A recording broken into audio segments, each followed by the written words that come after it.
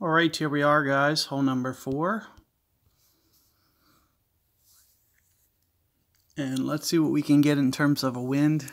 If you guys saw my other revision, I got a relatively low wind on this hole. And the higher the wind that you get, the easier it's going to be. I actually start to back off on the power. You probably don't technically need to, but it's an accuracy thing. So here's 15, and it looks like this guy's going to be doing a hook. If you guys watch my other revision, I talked about why I don't do this shot and why, I'd really strongly discourage you from doing it. It's not going to, this is not a very good reference aim shot. As you can see, my opponent didn't count rings at all. So that's going to be a very dangerous way to play it. The fairway is just too small. So you can't guarantee that it's going to come through and land perfectly on that fairway if you don't count your rings. You could potentially, under or overcorrect depending on the wind that they give you. And not to mention, those slight variations that you could wind up with. So here's how you're going to see me do it. Is I'm going to aim, I'm kind of just basically visualizing kind of 20 rings down as kind of my land zone, more so than anything.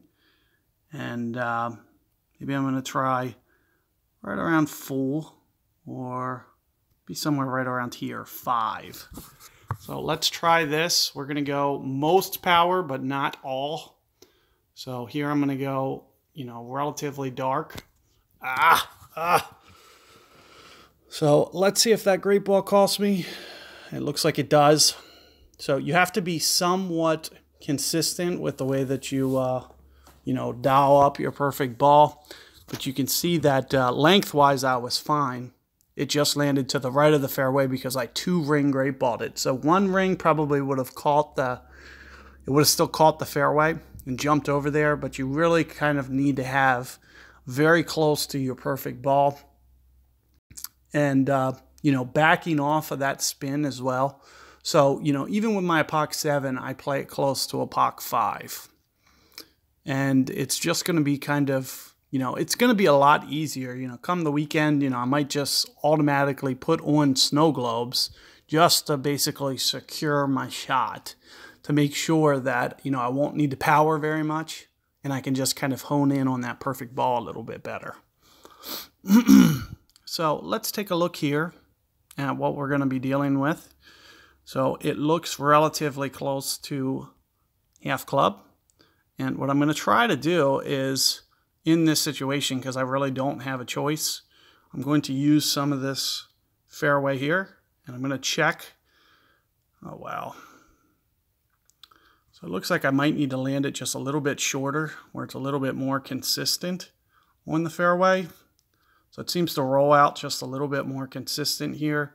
3 some per ring, I'm thinking. So I'm going to go right around 5, maybe just a little light.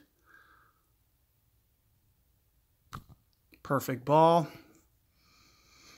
Let's see how this comes in. So far, so good. But it looks like, as you can see there, it kind of deflects off. So, the fairway, you really want to make sure that you get over to the other side. As you can see, being on the short side, you're really going to, cause yourself a lot of difficulties to be able to get that eagle.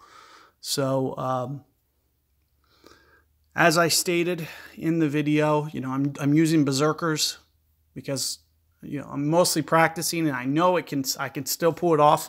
So what I'm going to basically do is I'm just going to, kind of build a library of berserker shots just in case, it gets up close to kind of a 16, maybe I'll do it. But as I mentioned, towards the weekend when I actually need perfect ball, I'm going to try to do kind of like half power or like yellow, like into the yellow with snow globe, so I can kind of hone in on that perfect ball, or at least, take away that 2-ring to where what I just did off the tee won't even be able to happen.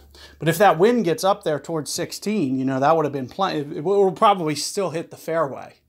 So the difference between that 14 something and 16 something, even with that 2-ring great ball, I'd still be able to get it over. So good luck with that hole, and I'll catch you guys on 5 coming up.